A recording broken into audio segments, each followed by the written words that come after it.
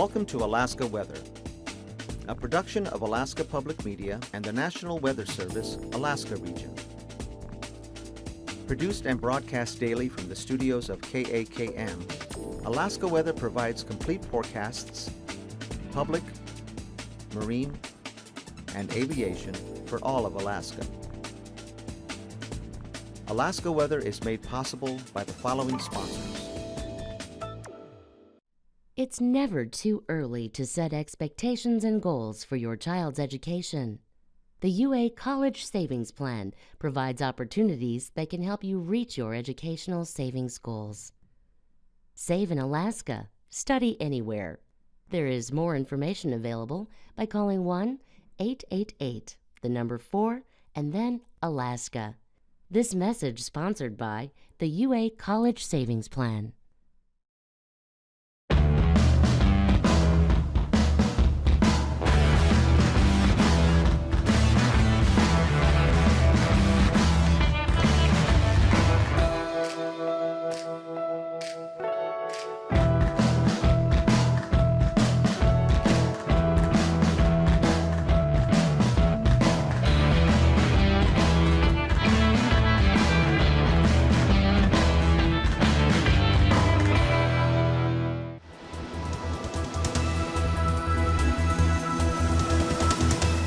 The National Weather Service. Good Wednesday, everyone. I'm meteorologist Dave Snider with you on this 12th of February. As always, we encourage you to visit our website for the very latest weather information where you are, weather.gov/Alaska or www.arh.noaa.gov will get you to the same place in the statewide view. The weather info line is open at 800-472-0391. Find each Weather Service office on Twitter, on Facebook under U.S. National Weather Service Alaska, and on YouTube in the mid-afternoon where you can get a daily map briefing with the surface charts you're about to see, or by going to alaskapublic.org. You can see the complete weathercast that you're watching right now, or find us on YouTube under AKWX-TV, in that way after the show. Here's a look at the weather warnings around southeast and south central Alaska. There are many across a large part of the state tonight. All the warnings and advisories across southern parts of southeast have been dropped at this point, but winter weather advisories are found across the northern parts of the Lynn Canal, and wind chill advisories for parts of the White Pass area. Again, things may be cold in the wind, so be extra careful there. A winter storm warning has been issued now for areas around Icy Cape to Cape Fairweather, including the Yakutat area. Through Thursday, you could be looking upwards of 9 to 13 inches of new snow, and the winter storm warning will only go to that period at this point. But beyond that, there could be even more snow, and totals perhaps by the end of the week and early parts of the weekend could go over 25 inches. So it's a spectacular showing of snow across the northern parts of the Gulf, at least the possibility thereof. And around the Thompson Pass area, wind chill advisory and winter weather advisory for blowing snow is in effect there. Things may be rather cold if you're out there in the wind. And then you get into the northern sections of the interior and the western areas of Alaska. So let's go north a little bit first, and we'll start around the Brooks Range. Winter weather advisories for blowing snow found across the north and in some cases the southern slopes of the Brooks Range. That will continue through tonight and at least tomorrow. And then we have wind chill advisories all the way from the Yukon Flats westward toward the Kotzebue Sound region, Seward Peninsula, Norton Sound, the Tanana Flats and Deltana area, as well as the Denali region, the upper and lower Kuskokwim, and parts of the areas around southwestern Alaska, including Bristol Bay. Wind chill values in any of these places could drop to 40, maybe even 50 below, with just a little bit of a north and northeasterly wind. So prepare for it to feel considerably colder. And then blizzard watches are in effect now for areas around Unalaska, Dutch Harbor, Nikolsky, and Cold Bay in the Alaska Peninsula. So the potential for a little bit of snow in those blizzard watch areas, maybe 1 to 3 inches of snow, but a much stronger wind that could gust upwards of 40 miles per hour, reducing the visibility significantly. So prepare for that as we head into tomorrow. Here's a look at the weather impacts that you see on the satellite picture. A ridge of high pressure is still pushing a lot of moisture northward across extreme western sections of our area there across the Aleutians and the eastern parts of Siberia. You can see low pressure working in here. But as far as the overall weather pattern goes, we have a very significant trough across most of Alaska in that upper level pattern is keeping that cold air socked in across the 49th state. And with that, it doesn't look like we're going to see any major change in the next 3 to 4 days. We'll continue with a northerly flow running down the coast. You can see some of the high clouds working out over the lower clouds and even the ice perhaps through some of the infrared satellite picture there. Out across the central and western parts of the Aleutian, a little bit more active weather working across, a little more moisture seen in the satellite picture. And then if you look carefully here, you can kind of detect a little bit of a spiraling shape there, or a pattern across areas just south of Prince William Sound. That's a low pressure system that's working with high pressure up across the Chukchi Sea, giving just about the entire state at least a little bit of a breeze, if not a really strong wind. There was much stronger winds across the west coast today and across the Aleutians. Gap flow winds will be predominant across a large part of the eastern Aleutians and the Alaska Peninsula probably in the next day or at least 2 to 3 days. And some of those gusts could be pretty strong. So if you're in one of those windier spots, you knew it today probably, and that'll be the similar pattern that you should expect for the next couple days. Now for southeast, you can see a little bit of a break in the cloud cover. The snow has let up across parts of southeast, but will pick up even more for parts of the northern Gulf Coast, and areas of snow likely to really focus on parts of Cordova and the eastern parts of Prince William Sound. Whittier and Seward, yeah, you'll see some snow, but I think the heaviest parts will be out around Cordova. Here's a look at the weather map then as of late this afternoon. Low pressure at 983 millibars there, working in and tightening that gradient across south central Alaska. We will likely see snow around the Anchorage Bowl and the Matanuska and Susitna valleys, but anything we see looks to be pretty light at this point. Certainly not inches upon inches, but that will be contained to mostly Prince William Sound and parts of the northern coast around Yakutat and maybe into northern sections of southeast. As we get into tonight, you'll see several waves of low pressure working across from east to west across the interior of Alaska. This is helping to draw that wind over to the west coast and keeps it pretty dry. There may be a scattering of some light snow showers across the west coast, the heaviest of which though will be concentrated more across the eastern Aleutians and the Alaska Peninsula. But that combined with wind probably create more of a wind-blown snow effect, or that blizzard watch that we're talking about, rather than a lot of snow actually piling up there. So 996 millibar low working with a cold front as that trails over the eastern Aleutians tonight. For southeast, part of that front works closer to you tomorrow. That's going to help to draw up some slightly warmer air. So places like Sitka all the way down toward Petersburg, Annette, Ketchikan, you might be dealing with a little more rain and snow combined by late afternoon rather than entirely snow. Juneau probably closer to an all snow type forecast, and you can see that northern parts of the Gulf still dealing with snowfall during the day on Thursday. That will continue, of course, for Prince William Sound. Snow will start to bleed over into the eastern parts of the Kenai Peninsula as we go through Thursday, and a little bit of that may fall over from time to time across the Anchorage Bowl and hillside and parts of the Mat-Su valleys there, but most of that should be light and pretty contained to Prince William Sound. You may see some flurries and areas of fog across the interior, but most likely it's going to be the wind, especially up and out of the valley around the Brooks Range and into the Yukon and Kuskokwim valleys through Thursday, and more the same for Friday. Pockets of fog there across Fairbanks, maybe some flurries from time to time, but most likely more wind than anything else. Across the west coast, again, those wind chill values could go from 40 to 50 below at times. Another front works out of the western Aleutians and into the western Bering Sea. It doesn't look like it's a terribly strong front, as most of the active weather will be contained with the dry continental flow coming off of Alaska. Pockets of snow showers there around the Alaska Peninsula, mainly on the Bristol Bay side, and then drying up, but we'll still be looking at some gap winds across the Alaska Peninsula with low pressure just south of Seward at 972 millibars. We're opening up the Pacific there to bring in more moisture to northern parts of the Gulf. Again, that's aimed right at Yakutat. With rain and snow across coastal areas of southeast, snowfall remains possible all the way from Haines and Skagway down to Hyder there, with the coldest weather, again, mainly a little bit on the inner channel side of things. The coastal areas around the Gulf probably dealing with more of that rain and snow, and cold and windy weather for places like Golcana and Glen Allen and the Brooks Range and the Arctic coast. Most areas, though, around interior Alaska will remain dry. Here's a look at temperatures then this afternoon. Readings in the teens, 20s, a few sections down in southern parts of southeast like Annette and Ketchikan were getting closer to 30. This was not the warm part of town at all. 21 there in Yakutat, Prince William Sound in the teens and 20s, as was most of the Kenai Peninsula around Seward and Homer. Kenai at 14, 12 in Anchorage, 10 around Talkeetna this afternoon. Glen Allen 13 below, about the same there in Fairbanks. Denali was showing 9 below. Around Fort Yukon, 27 below. 10 below around Bettles, Ambler, a little bit colder there. The Arctic coast, 25 to 35 below today. It was showing 35 below at Prudhoe Bay, Dead Horse. Out around Kotzebue Sound, anywhere from 15 to 30 below. Looked like Shishmaref was 13 below, 9 below around Nome. Most of Norton Sound, including Unalakleet, was sub-zero.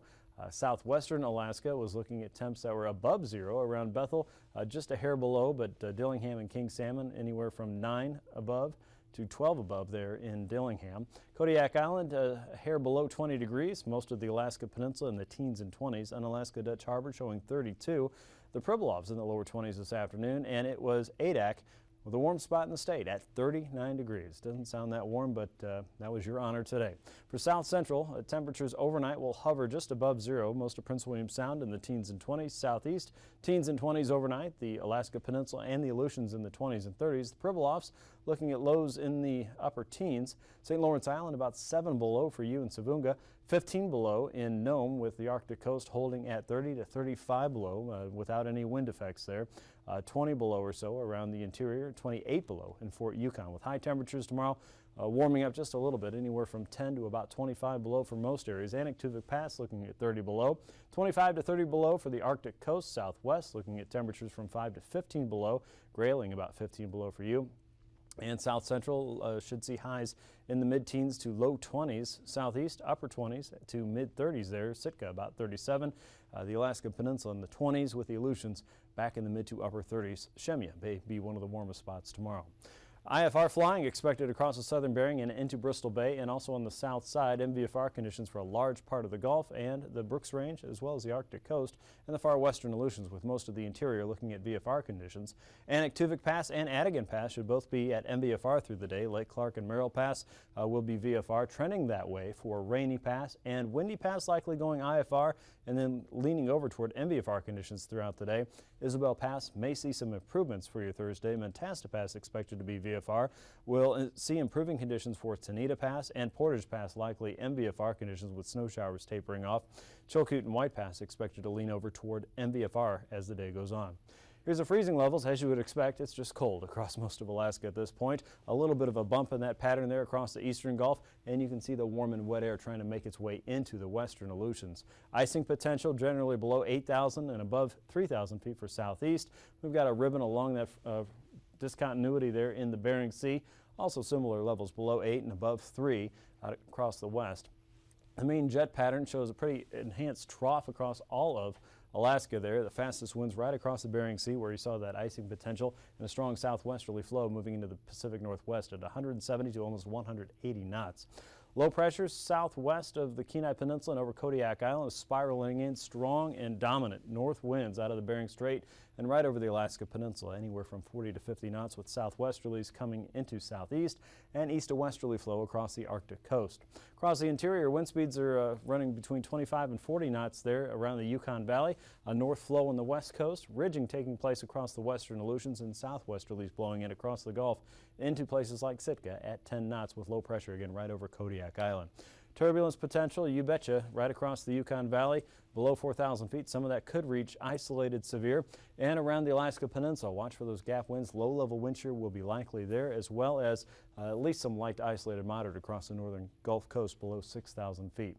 That's a look at your aviation forecast. We'll be back with your marine weather here in just a few minutes.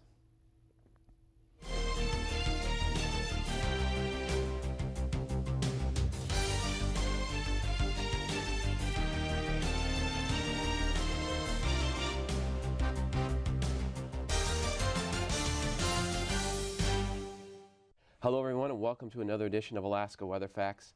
I'm Jim Peranto. Today I have the pleasure of talking with Jill Fredston, who is the co-director of the Alaska Mountain Safety Center. And today we're going to be talking about the threat avalanches pose to mountain travelers up here in Alaska and how one can better educate oneself when traveling in avalanche-prone areas. Welcome, Jill. Hi. What conditions do you need to have for avalanches? Well, the good news about avalanches is they only happen in certain times and certain places. So there's only 3 variables that make avalanches possible. That's terrain, weather, and snowpack. If you're going to talk about avalanche hazard, then you have to introduce a 4th variable, and that's us. So the first question, the thing that's the foundation for avalanches, is terrain. Is the terrain capable of producing an avalanche? And avalanches only happen on certain slope angles, generally from about 25 degrees and up. 35 to 45 is prime time. It doesn't mean that you have to be on a steep slope to get caught in an avalanche. You can be on a flat surface as long as it's hooked to a steeper slope.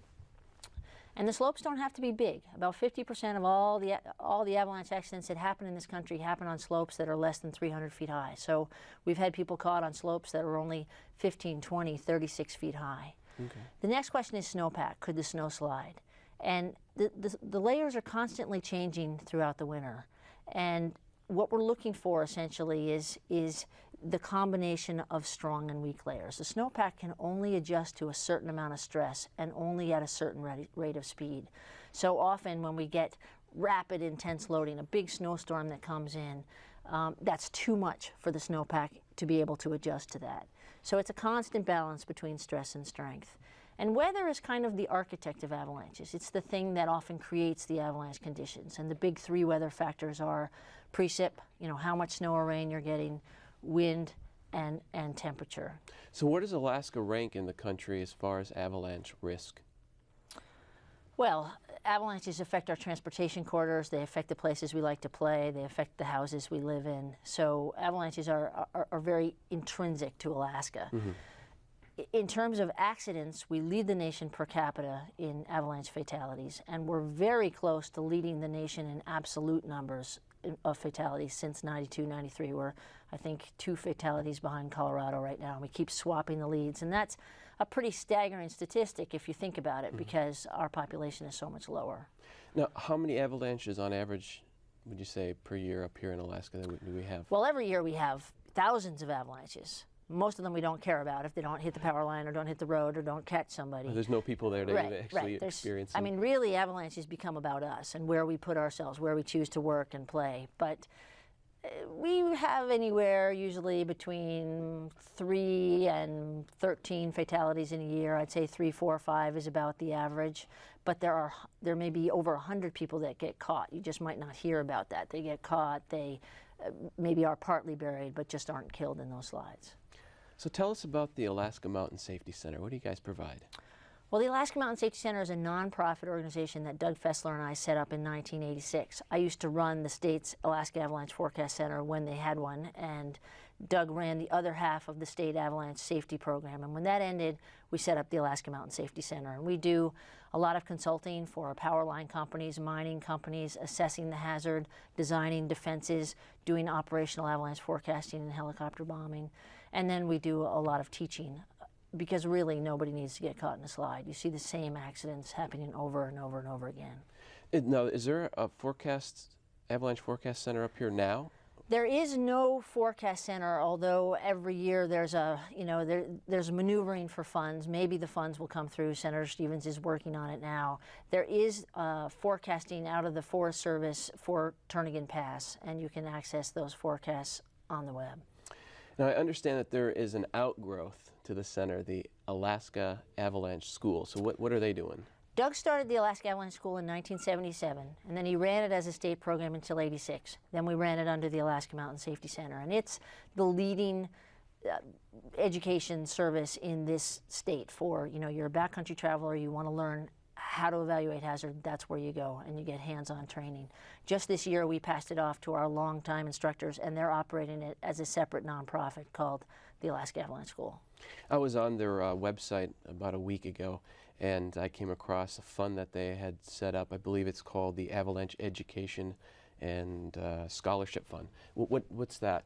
It's a fund that I started in '88 when a friend of mine was killed in Turnagain Pass, and it provides about 5, depends on funds, but usually about 5 partial scholarships a year. And the idea is to get people to go to workshops who might not otherwise be able to attend. That's great. So if I'm a mountain traveler, okay, I'm going to go out in an avalanche-prone area, what's the most important thing that I need to know before I go out there, in your opinion? It's always hard to boil things down to the most important. Right. But the most important thing you need to know is that you need to go out there thinking on the mountain's terms and not on your own terms. The clues are always there, and it's a matter that we either ignore the clues or we don't see them. Once in a while, people just don't know. They just don't have the education. But most of the time when I go to an accident, people say, oh yeah, I saw that there were avalanches on similar slopes. Oh, I heard the snow go whoomph. I heard it collapse. I knew it just snowed 2 feet overnight. I knew it snowed like crazy. I saw that the wind had really blown. And those are the clues that we need to pay attention to. So one is picking up on the clues, and the other one is learning to travel safely. You can travel through very potentially hazardous terrain and do it in smarter ways. For example, snow machiners, an awful lot of these accidents are happening when we're high marking. We're climbing up the slope, turning, and coming down. If snow machiners would high mark one at a time and not park at the bottom of steep slopes while someone's high marking up above, we would cut the fatalities by a third and maybe even by half. Now, as an aside to all the avalanche expertise that you provide, you're also an avid rower and a writer, and you have a new book coming out. So why don't you tell us about that? The new book is going to be called Snowstruck. It's about avalanches. It will come out next fall of 2005. And unlike Snow Sense, which is a little technical book about avalanches, this is really a much broader take on avalanches. This is why we allow ourselves to get caught as people, and how we learn about avalanches, and kind of the cumulative effect of dealing with avalanches over time. And it takes place mostly in Alaska, but it ranges around the world as well. And I also have this book. This was another book that you wrote, Rowing to Latitude, and fascinating stories about you rowing in the frigid Arctic waters with your husband, Doug. I believe I actually even won an award. It did. I have another book here. We want to explain this to the viewers out there? Well, Snow Sense, you know, if somebody's trying to get a handle on just what information matters when you're out in the backcountry, because you're bombarded with all of this information, Snow Sense is a good place to start. It kind of boils it down and takes terrain, weather, snowpack, and human factors, and looks at the real bullseye, the real critical information. Okay. Yeah, and this can be found? It's in any of the bookstores or REI, any of the outdoor stores. All right, great. Well, thank you for coming on in today, taking time out of your busy schedule. Thank you very much. And folks out there, if you want to find out more information about avalanches, there's a good website to check out. It's called avalanche.org, and there's a lot of information that you can find about avalanches, and you can get centers across the entire world, and also resources can be found at that website. You can also contact the Alaska Mountain Safety Center by either giving them a phone call or sending them a letter, and we'll be posting that address and phone number on the screen. Thank you again for coming on in, Jill. Thank you. I really appreciate it. And thank you for joining us here on Alaska Weather Facts. Until next time. I think he said letter. That's the thing with the stamp in the corner, right? I don't know what that is. Here's a look at the marine forecast now for southeast. We've got northerly winds across the Lynn Canal, 25 knots with a 5-foot sea. Northeasterlies still coming through the middle inner channels, and southeasterlies coming through the southern inner channels. 25 knots there with 5-foot seas around Ketchikan and Metlakatla. Coastal winds anywhere from 30 to 40 knots with freezing spray. Still a threat there. 15-knot winds, or 15-foot seas, I should say, south of Yakutat into the northern entrances. And as we get into Friday, expect to see that southerly flow continue across coastal areas. More of a southwesterly shift coming into places like Craig. Southeasterlies in the southern inner channels with more of an east to westerly flow across the midsections there around Petersburg. 25 knots with a 5-foot sea, and northerlies continuing in the Lynn Canal with a 5-foot sea expected on Friday. Across south central, varying degrees of wind there across the Cook Inlet. 10 to 15 knots with 3 to 4-foot seas. 30 to 40-knot winds coming across from the west, and again, these are going to have some stronger gusts in them coming off some of that higher terrain there. Northwesterlies coming off of Kodiak Island with a 9-foot sea and freezing spray. Easterlies should be light within Prince William Sound, and they'll start to pick up speed a little bit more though as you're coming out of Barren Islands and Kamishak Bay and offshore of the Kenai Peninsula. 15 to 35-knot winds from the west and northwest with 5 to 7-foot seas. By Friday, you can see the northerlies picking up again, 30 to 35 knots around the southern tip of the Kenai Peninsula and the Barren Islands, westerlies inside Shelikof Strait, easterly winds picking up inside of Prince William Sound, and southerlies coming in to Seward and the outer areas of Prince William Sound, as well as Montague Island there, thanks to low pressure situating itself just south of the Kenai Peninsula. So that puts most of the Alaska Peninsula on the western side of that low, drawing a lot of wind across the region, 30 to 40 knots there, and you're going to experience quite a bit of higher gusts in the region, especially on the downwind side. The lee side there with 40-knot winds and 11 to 12-foot seas there, so watch for higher gusts. It could be in the 50-mile-an-hour range at least. 20-knot winds there around the Bristol Bay area. 5-foot seas are expected with freezing spray continuing to be a threat there. Northwesterlies at 35 knots north of Cold Bay. On the Pacific side, 35 knots with 10 to 11-foot seas, and again, higher gusts will continue. Across the Aleutians, look for 30 to 35-knot winds for the central and eastern parts of the chain. 30 to 40-knot winds there on the south side, the Pacific side, 10 to 11-foot seas, even 12-foot seas are possible. Across the western chain, northeasterlies at 20 knots with an 8-foot sea, shifting to more of a westerly flow on Friday up to 35 knots, so gales continue there. 13 to 20-foot seas are expected in the west.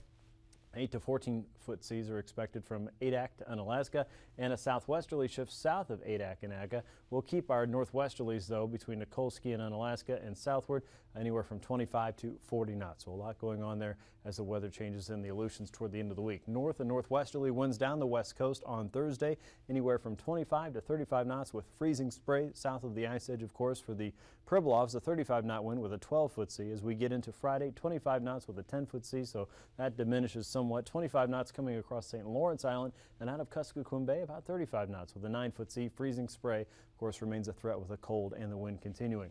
Across the Arctic coast, easterlies running from Kaktovik all the way to Barrow. Some of those winds north of Barrow may be light, but they pick up speed coming in from the north and northeast into Kotzebue Sound around 15 to 25 knots, and pick up even more as we head into Friday. 30-knot winds there are expected into Kotzebue Sound, with winds running between 10 and 15 knots from the east and northeast on Friday, all the way from Kaktovik to about Point Lay.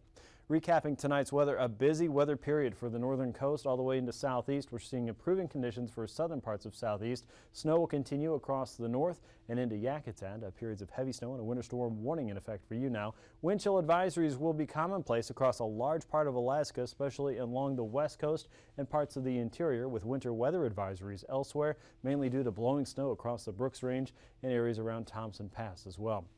Blizzard watches posted now for the eastern Aleutians and the Alaska Peninsula, with 1 to 3 inches there and stronger gusts expected as we head into Friday. Thanks for watching Alaska Weather. These forecasts are to be used for planning purposes only. Call 1-800-WX-BRIEF for a formal pre-flight briefing. Always file a flight plan before you go flying. The U.S. Coast Guard Auxiliary urges you to leave a float plan with a friend or the harbor master before you go boating. Alaska Weather is made possible by the following sponsors.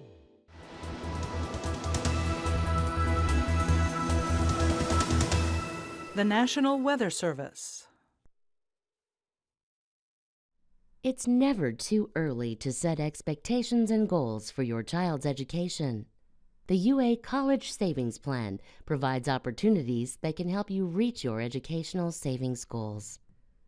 Save in Alaska. Study anywhere.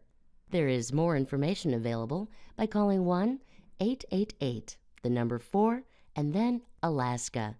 This message sponsored by the UA College Savings Plan.